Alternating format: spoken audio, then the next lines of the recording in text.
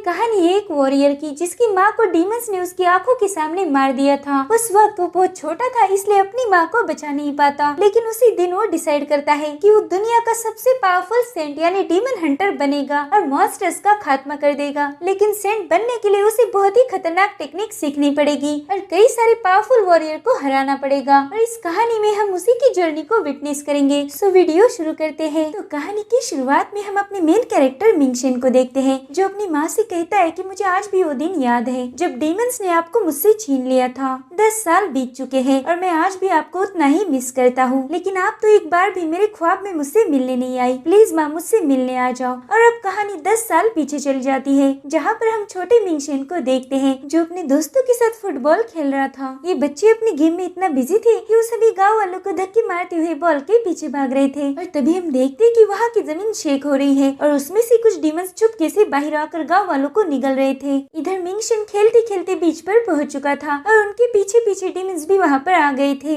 मगर इससे पहले कि वो उन पर अटैक करे वहाँ पर मिंगशेन की माँ लूसी आ जाती है। वो मिंगशेन का कान पकड़कर कहती है कि कितनी बार बोला है तुम्हें कि थोड़ा ध्यान ड्राइंग पर भी दिया करो, मगर नहीं, तुम्हें तो बस फुटबॉल खेलना है। अब चलो मेरे साथ। मिंगशेन की वहाँ से जाने के बाद उसके फ्रेंड भी विलेज की तरफ वापस जाने लगते हैं। तभी उनमें से एक बच्चे को डीमन निगल लेता है। अब हम बहुत ही खूबसूरत सीन देखते हैं जहाँ पर मिंगशेन की माँ डूबते हुए सूरज को देख रही थी और मिंगशेन इधर ड्रॉ कर रहा था। थोड़ी देर में वो अपने बेटे के पास जाकर कहती है कि दिखाओ तो जरा मेरे शहजादे ने किस चीज की ड्राइंग निकाली है। तो मिंगशेन उसे अपनी ड्राइंग दिखाता है। उसने एक सूखे हुए पेड़ को ड्रॉ किया था, जिसे देख उसकी माँ कहती है कि तुम्हारे सामने इतनी सुंदर औरत बैठी थी और देखो तुमने ये क्या निकाला, तुम भी ना बहुत बुद्धू हो। मिंगशेन अपनी माँ से थोड़ा नाराज था। वो कहता है कि आप तो हमेशा मुझे यहाँ पर लेके आती हो, मुझे खेलने भी नहीं देती, इस वजह से मुझे आप पर बहुत गुस्सा आता है। जिस पर लूसी कहती है अच्छा तो ये बात है, चलो फिर हम झूले पे बैठेंगे। जिसके बाद वो दोनों झूले पर टाइम स्पेंड करने लगते हैं। मिंगशेन पूछता है कि मेरे फादर घर कब आने वाले हैं, जिस पर लूसी बताती है कि उनको सिटी में थोड़ा काम है तो आज हम दोनों ही घर पर रहेंगे। ये सुनकर मिंगशेन झूले से जल्दी से उतर जाता है और अपनी माँ को चिढ़ाते हुए कहता है यानी आज तो मुझे भूखा ही सोना पड़ेगा। लूसी पूछती है क्या मतलब है तुम्हारा, क्या मैं खाना नहीं बना सकती? जिस पर मिंगशेन वहाँ से भागते हुए कहता है कि माँ आप तो रहने ही दो, इतना बेकार खाना खाने से अच्छा है मैं खुद ही बना लूंगा। जिसके बाद वो खेलने के लिए चला जाता है और तभी लूसी को फील होता है कि उसके पीछे कोई है, तो जल्दी से पीछे मुड़कर देखती है। उसे झूले पर एक पर्सन बैठा हुआ दिखता है और वो तुरंत ही समझ जाती है कि ये एक डीमन है और तभी वहाँ पर दूसरे बहुत सारे डीमंस पहुँच जाते हैं। वो लूसी को चारों ओर से घेर लेते हैं और ये सीन यहीं पर कट हो जाता है। वहीं दूसरी तरफ गाँव के लोग बहुत परेशान हो चुके थे, किसी के बच्चे मिसिंग थे तो किसी का हस्बैंड, और तभी उन पर भी डीमन अटैक हो जाता है। इधर मिंगशेन अपने फ्रेंड्स को ढूंढते हुए बीच पर पहुंच गया था, मगर उनकी बॉल के अलावा वहाँ पर कोई नहीं था और तभी वो देखता है कि उनके गांव में तो आग लगी है, इसलिए उसी तरफ भागने लगता है। इधर लूसी अपने बेटे की जान बचाने के लिए वहाँ से भाग रही थी, मगर डीमन उसे ऐसे थोड़ी न जाने देंगे। वो उस पर हमला कर देते हैं और उसी पल में लूसी की आंखें चमकती है और उसके अंदर ब्रह्मांड से कुछ पावर आ जाती है। वो कोई मामूली औरत नहीं बल्कि व्हाइट सेंटेस थी। तो इस सेंट और सेंटेस एक तरह के प्रोटेक्टर्स थे, या फिर हम उन्हें डीमन हंटर्स भी बोल सकते हैं। इनके पास यूनिक पावर्स और खास वेपन्स होते हैं, तो अपने पावरफुल वेपन का यूज करके लूसी उन डीमंस को बीच में से काटना शुरू कर देती है। उन डीमंस का लीडर अभी भी वहीं पर था और ये सब देख रहा था। जिसके बाद लूसी अपनी एक क्लोन बना देती है और वो अपने बच्चे के पास जाने लगती है। इधर उसकी क्लोन उस डीमन लीडर का मुकाबला करती है। वो अपनी ब्लेड से उस पर अटैक कर देती है, मगर वो डीमन इतना पावरफुल था कि वो अपने टेंटिकल से उस वेपन को तोड़ देता है। अब वो डीमन अपने असली रूप में आ जाता है जो काफी डरावना था और लूसी पर अटैक कर देता है। इधर मिंगशेन गांव में पहुंच गया था। वो देखता है कि डीमंस ने उसके विलेज पर हमला कर दिया है और अब वो बड़ी बेरहमी से इंसानों को मार रहे हैं। मिंगशेन उनकी लाशें देखकर बहुत डर जाता है, लेकिन वो सोचता है कि वैसे भी मेरा मरना तो तय है, तो क्यों ना मैं इन डीमंस के साथ लड़ते हुए मरूं। जिसके बाद वो डीमंस के साथ फाइट करना शुरू कर देता है, मगर वो इतना छोटा बच्चा विशाल डीमंस का मुकाबला नहीं कर पाता और तभी उसे बचाने के लिए उसकी माँ वहाँ पर आ जाती है। उस डीमन को अपने वेपन से बीच में से काट देती है और फिर मिंगशेन के पास चल जाती है। मिंगशेन अपनी माँ को देखकर काफी कंफ्यूज था कि आखिर वो कौन है। उसे पता ही नहीं था कि सेंटेस क्या होती है। जिसके बाद वहाँ पर कुछ और डीमंस आने लगते हैं। लूसी बड़ी तेजी से उनको काट काट के खत्म कर रही थी। जिसके बाद एक बहुत बड़ा डीमन उस पर आग बरसाने लगता है, तो लूसी अपनी शील्ड से उस आग को रोकने लगती है। वो डीमन समझ चुका था कि लूसी के सामने उसकी दाल नहीं गलने वाली और तभी लूसी उस पर अटैक कर देती है। वो बहुत ही पावरफुल मुक्कों से उसकी धुलाई करने लगती है। जिसके बाद वो एक जबरदस्त लास्ट पंच मार कर उसे गाँव से बाहर फेंक देती है। सब शांत होने के बाद लूसी अपने बच्चे के पास आ जाती है, मगर वो उसे टच कर पाए इससे पहले उस पर अटैक हो जाता है। वो डीमन लीडर लूसी को घायल करके सीधा निगल लेता है। ये सब मिंगशन देख रहा था। वो मासूम बच्चा ये सब देखकर बहुत दुखी होता है। उस डीमन ने एक ही झटके में उससे उसका सब कुछ छीन लिया था। अब वो डीमन उससे कहता है कि वाह, तुम्हारी माँ तो बहुत स्वादिष्ट थी, मुझे उसे खाकर बहुत मजा आया। ये सुनकर मिंगशन को बहुत गुस्सा आ जाता है और वो उस डीमन को मारने के लिए भागने लगता है, लेकिन वो डीमन उसे एक ही झटके में खत्म कर देता है और वहाँ से जाने लगता है, क्योंकि वहाँ का उसका काम खत्म हो चुका था। और तभी वहाँ पर कुछ मैजिकल हो जाता है। ढेर सारी बटरफ्लाईज वहाँ आकर मिंगशन के जख्मों को हील करती है और थोड़ी देर में मिंगशन दोबारा से जिंदा हो जाता है। साथ ही उसके चेहरे पर बटरफ्लाई की डिजाइन बनती है और उसे विंग्स भी आ जाते हैं। वो भी इतना ज्यादा पावरफुल बन गया था कि उस डीमन को अपनी आंखों से इधर उधर पटकने लगता है, जिसके बाद वो ढेर सारी बटरफ्लाईज को उसकी तरफ भेज देता है। वो डीमन कहता है, मुझे तो यकीन नहीं हो रहा, तुम सिर्फ 6 साल के हो, मगर तुम में इतनी पावर कहाँ से आ गई। और यही उसके आखिरी अल्फाज थे, क्योंकि इसके बाद मिंगशन उसे खत्म कर देता है। उसके मरते ही मिंगशन के अंदर जो पावर्स आई थी वो वैनिश हो जाती है और वो नॉर्मल होकर जमीन पर गिर जाता है। अब अगले सीन में हम देखते हैं कि मिंगशन को होश आ चुका था और वो अपनी माँ की ग्रेव के सामने बैठकर वो सब कुछ याद कर रहा था। अब वो कहता है कि माँ, मैं उन सभी मॉन्स्टर को खत्म कर दूंगा, उन्होंने तुम्हें मुझसे छीन लिया है। मैं कसम खाता हूँ कि मैं एक भी मॉन्स्टर को जिंदा नहीं छोड़ूंगा, उन सबको मरना होगा। अब मिंगशन हमें बताता है कि हमारी दुनिया पर डीमंस के अटैक दिन ब दिन बढ़ते ही गए। उन्होंने इंसानों को खाना शुरू कर दिया, मगर फिर भी उन मॉन्स्टर्स की भूख नहीं मिटी। तब इंसानों को बचाने के लिए यानशु माउंटेन से कुछ सेंट यहाँ पर आए, जिन्हें हम डीमन हंटर्स भी बोल सकते हैं। उनके पास अलौकिक शक्तियाँ थी और वो दुनिया की सबसे पुराने सेक्ट से बिलोंग करते थे। उन्होंने डीमंस का सफाया करके इंसानों को बचाया और फिर बड़े बड़े शहरों में अपनी मोनेस्ट्रीज बनाई, ताकि सभी लोग वहाँ पर प्रैक्टिस करके खुद को प्रोटेक्ट कर पाए। इन मोनेस्ट्रीज को संभालने की जिम्मेदारी 3 सेंट फैमिलीज पर थी, जिनमें सबसे पहले थी मेंग और फिर युन और फिर बाय फैमिली। बेसिकली इन फैमिलीज के लोगों में सेंट्स की पावर्स थी। मिंगशन भी मेंग फैमिली का डिसेंडेंट था, इसलिए उसे भी एक मोनेस्ट्री में एडमिशन मिल गई थी। उसे अब कड़ी प्रैक्टिस करके सेंट बनना था, मगर ये कोई आसान काम नहीं था।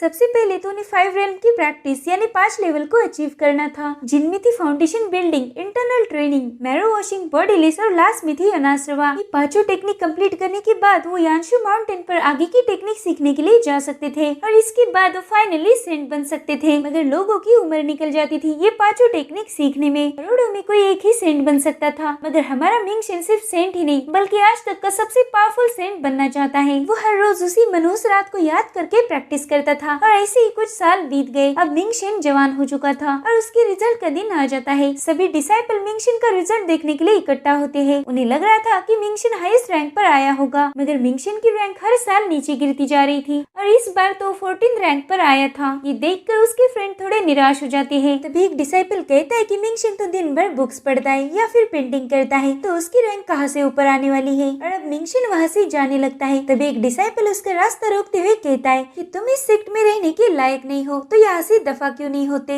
मिंगशन समझ जाता है कि उसे उसके साथ फाइट करनी है, तो वो भी रेडी हो जाता है। वो लड़ते हुए सोच रहा था कि मेरे कॉन्शियस माइंड से मुझे पता चला कि मेरे अंदर एक यूनिक पावर है। जिस दिन मेरे टाउन पर अटैक हुआ था उस दिन के बाद वो डीमंस हर रोज मेरे ख्यालों में आते थे और मेरा कॉन्शियस माइंड उनसे फाइट करता था। शुरुआत में तो डीमंस मुझे बहुत जल्दी खत्म करते थे, मगर मैं दोबारा से जिंदा होकर उनके साथ लड़ता रहता था। मैंने न जाने कितनी बार उनके साथ फाइट की और धीरे धीरे मेरी स्ट्रेंथ बढ़ती गई। अब उन डीमंस को मारने में मुझे जरा सा भी वक्त नहीं लगता। तो तुम मेरे आगे क्या हो? मैं अपनी कॉन्शियस माइंड से प्रैक्टिस करता हूँ और ये बात किसी को नहीं पता, क्योंकि ये मेरा सीक्रेट है। सभी की कुछ न कुछ सीक्रेट जरूर होते हैं, जैसे मेरी माँ का भी था। और ऐसे ही सोचते हुए वो उस डिसाइपल को हरा देता है। वो खुद से ही कहता है कि मैं एक राइजिंग सन हूँ, इंसानों का रक्षक और डीमंस का काल हूँ। अब हमें सीधा 1 साल बाद का सीन दिखाया जाता है और उसकी शुरुआत होती है इस साल की रिजल्ट के साथ। टॉप 16 रैंक पर जितने भी डिसाइपल आए थे वो डीमन स्लेइंग कॉन्टेस्ट में पार्टिसिपेट कर सकते थे। मिंगशन इस बार भी 14th रैंक पर ही आया था, जिस वजह से वो थोड़ा अपसेट था। तभी हम मिस युन को देखते हैं, जो युन फैमिली से बिलोंग करती थी। वो मिंगशन की फियांसी थी, मगर उसे वो ज्यादा पसंद नहीं थी, इसलिए वो उसे इग्नोर करता था। युन उसे जबरदस्ती माउंटेन में चलने के लिए बोल रही थी, तो मिंगशन उसे कहता है कि मेरे पास इन चीजों के लिए टाइम नहीं है। अब उन दोनों की बातें बाइगुन नाम का बंदा सुन लेता है। तो जब मिंगशन वहाँ से जा ही रहा था कि बाइगुन उसका रास्ता रोक लेता है और कहता है कि इस बार भी तुम्हारी रैंकिंग काफी नीचे नीचे है, तो चलो एक सीनियर के नाते मैं तुम्हें थोड़ी ट्रेनिंग देता हूँ। मगर मिंगशिन तुरंत ही समझ जाता है कि ये कोई ट्रेनिंग नहीं देने वाला, बल्कि इसे तो फाइट करनी है। जिसके बाद उन दोनों में फाइट शुरू हो जाती है और उनकी लड़ाई देखने के लिए वहाँ पर कुछ डिसाइपल जमा हो जाते हैं। इधर बायगुन लड़ते हुए कह रहा था कि मिंगशिन, मुझे पता है तुम पेंटिंग करने का नाटक करते हो, लेकिन जैसे ही तुम्हें समय मिलता है तो तुम उस लियू किन के साथ जाकर प्रैक्टिस करते हो। अब एक लड़की का नाम सुनते ही उनको बहुत गुस्सा आ जाता है, जिस पर मिंगशिन कहता है कि मैं किसी लड़की के साथ प्रैक्टिस कर रहा हूँ, इसीलिए शायद तुम्हें मुझसे जलन हो रही है। तो बायगुन कहता है तुम चाहे कितनी भी टेक्निक सीख लो, मगर तुम कभी सेंट नहीं बन सकते, क्योंकि उसके लिए सीक्रेट टेक्निक की जरूरत होती है जो तुम्हारे पास कभी नहीं आएगी। मिंगशिन को बायगुन के हर एक अटैक में डीमंस दिख रहे थे, इसलिए वो बड़ी आसानी से उसके अटैक को डिफेंड कर देता है। मिंगशिन कहता है कि मैं जल्द ही सीक्रेट टेक्निक सीख जाऊंगा, मगर तुम्हारा क्या? बायगुन, मुझे तो लगता है तुम यहीं पर प्रैक्टिस करते रह जाओगे। अब उन जमा हुए डिसाइपल में एक नई लड़की थी, वो पूछती है कि आखिर ये सीक्रेट टेक्निक होती क्या है। तो एक लड़का फाइट देखते हुए उसे बताता है कि कल्टीवेशन की 5 लेवल्स होती है, अगर वो पांचों भी तुमने प्रैक्टिस कर ली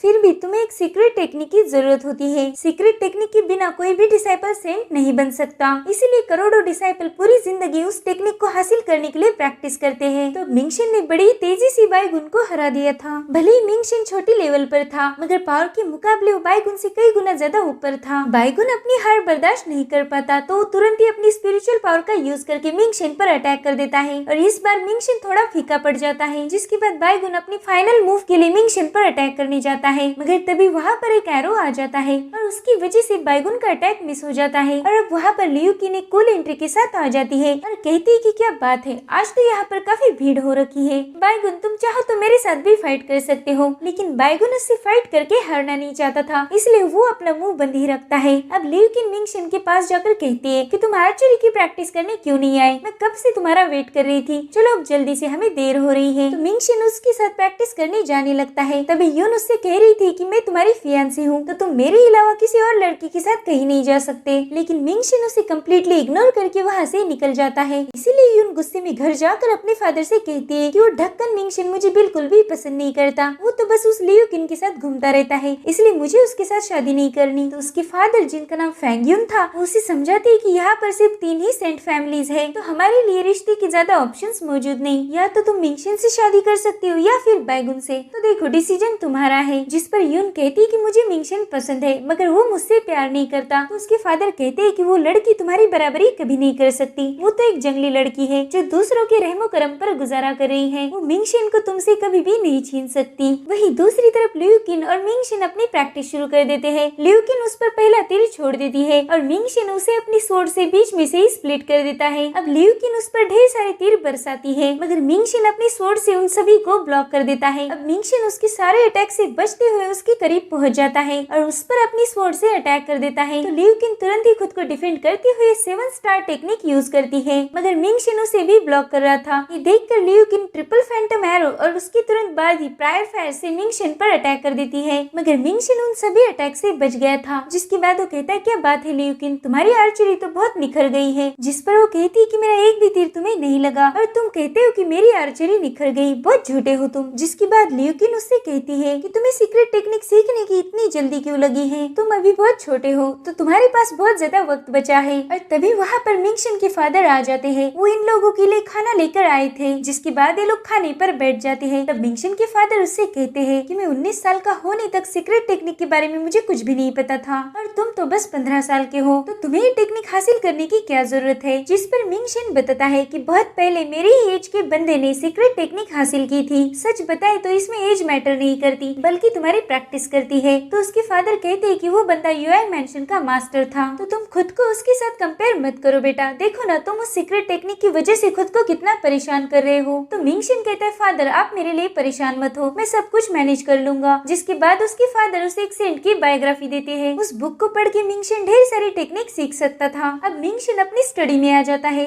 वहाँ पर उसने एक सीक्रेट रूम बना कर रखी हुई थी। उस रूम में ढेर सारी किताबें थी जो सेंट्स के जीवन पर आधारित थी। मिंगशिन सालों से उनकी पढ़ाई कर रहा था। उसका एक ही लक्ष्य था कि उसे 16 साल की एज में एक सेंट बनना था। उसे पता था कि ये काम बहुत मुश्किल है, मगर वो कड़ी मेहनत करके वहाँ तक पहुँचना चाहता था। अब मिंगशिन हमें एक कहानी बताता है। तो तकरीबन 30 साल पहले की बात है। एक शराबी हर रोज डोंगिंग मैंशन के आगे आकर बैठ जाता था और शराब के नशे में सबको बताता रहता था कि मैं एक महान तलवारबाज हूँ और मेरी तलवार हवा से बातें करती है, मगर उस पर किसी को भी यकीन नहीं था। वो कहता था कि मैंने डीमंस की एक पूरी आर्मी को खत्म कर दिया था और उनके मेरे नाम से ही पसीने छूट जाते थे। तो मेंशन के सोल्जर उससे पूछते हैं कि अगर तुम्हारी स्वॉर्ड इतनी ही तेज है तो जरा हमें भी दिखा दो, मगर वो कहता है कि ना, ये तो बस मैं मॉन्स्टर आने पर ही बाहर निकालूंगा। तो ये लोग समझ जाते हैं कि ये चुम्मू तो बस बड़ी बड़ी फेंकता रहता है। मगर एक रात कुछ डीमंस डोंगिंग मैंशन पर हमला कर देते हैं। उस वक्त वो शराबी वहीं पर मौजूद था। जैसे ही उसे पता चला कि वहाँ पर डीमंस आ चुके हैं तो उसने तुरंत ही अपनी स्वॉर्ड बाहर निकाल दी और फिर उसकी तलवार ने डीमंस पर हल्ला बोल दिया। उसने तलवार कैसे चलाई ये कोई नहीं देख पाया, क्योंकि उन्हें तो सिर्फ तलवार घुमाने की आवाज आ रही थी और वहाँ पर एक एक डीमंस के हजारों टुकड़े होकर बिखर गए थे। और उसी दिन से उसे एक लेजेंडरी माना गया और उसका टाइटल था डोंगिंग का नंबर 1 तलवारबाज। मगर उसकी शराब पीने की आदत अभी भी नहीं छूटी थी। तो अब हम देखते कि मिंगशन उसके पास कुछ वाइन लेकर आया है। वो एक टाइप की रिश्वत ही समझ लो, ताकि उसे वाइन पिलाकर मिंगशन उसके साथ प्रैक्टिस कर सकता था। मगर वो मास्टर कहता है कि देखो, आज तो मेरा कोटा पूरा हो चुका है तो तुम यहाँ से निकल लो। वैसे भी तुम दिन भर मेरे पीछे पड़े रहते हो उस सीक्रेट टेक्निक के लिए, अब रात के समय तो मुझे अकेला छोड़ दो। मगर मिंगशन उसकी बात नहीं सुनता और जबरदस्ती उसके पीछे पड़ जाता है। वो मास्टर को गुस्सा दिलाने के लिए शराब के मटके तोड़ देता है। शराब को ऐसा वेस्ट होता हुआ देख मास्टर को बहुत गुस्सा आ जाता है, जिसके बाद मास्टर उसके साथ प्रैक्टिस शुरू कर देते हैं। अब वो लड़ती हुई मिंगशन को बता रहे थे तो वे अपने माइंड पर कंट्रोल करना होगा। जब तुम्हारा माइंड तुम्हारा गुलाम बनेगा तभी तुम कुछ कर सकते हो। साथ ही तुम्हारी स्वॉर्ड और उसे चलाने की स्किल ही तुम्हें सीक्रेट टेक्निक तक ले जा सकती है। जिसके बाद वो अपनी सीक्रेट टेक्निक लैंडस्लाइड से मिंगशन पर हमला कर देते हैं, मगर मिंगशन उससे भी बच जाता है। जिसके बाद वो मास्टर के ऊपर अटैक करता है। मिंगशन काफी तेज था, ये देखकर मास्टर हैरान हो जाते हैं। वो कहते हैं कि अब ये सीक्रेट टेक्निक के काफी करीब आ चुका है। अब उन दोनों की बेहतरीन तलवारबाजी हमें देखने को मिलती है। मास्टर उसे पूछ रहे थे कि बताओ तुम ये टेक्निक क्यों सीखना चाहते हो, जिस पर मिंगशन बताता है कि मुझे सेंट बनना है। तो मास्टर कहते हैं नहीं, ये तुम्हारा टारगेट नहीं, मुझे सच बताओ। तो मिंगशन उन्हें बताता है कि मैं दुनिया के सभी मॉन्स्टर्स को मारना चाहता हूँ, क्योंकि उन्होंने मेरी माँ को मुझसे छीन लिया। और तभी मास्टर उस पर मुक्कों की बारिश करके फाइनली उसे हरा देते हैं। फिर मास्टर कहते हैं कि तुम्हें एक बात बताओ, तुम सच में पागल हो। जिस पर मिंगशन कहता है कि आपने बोला था कि मुझे दिल से क्या चाहिए, अगर मैं उसी पर फोकस करूँ तो मुझे मेरी सीक्रेट टेक्निक मिल जाएगी। जिसके बाद वो मास्टर को अपनी कॉन्शियस माइंड में ले जाता है। वो कहता है कि मैं ये तलवार नहीं बल्कि पेंट ब्रश चाहता हूँ, जिससे मैं मेरी माँ की तस्वीर बनाऊंगा। जिसके बाद उसे अपनी माँ के साथ बिताए सारे पल याद आने लगते हैं। और तभी एक बटरफ्लाई उसे नजर आती है और वो उसे दिखाती है कि वहाँ पर कुछ मॉन्स्टर्स आ गए हैं। तो तुरंत ही अपने ब्रश को अपनी स्वॉर्ड बना लेता है और साथ ही उसकी स्वॉर्ड में बटरफ्लाई की सारी पावर्स आ जाती है।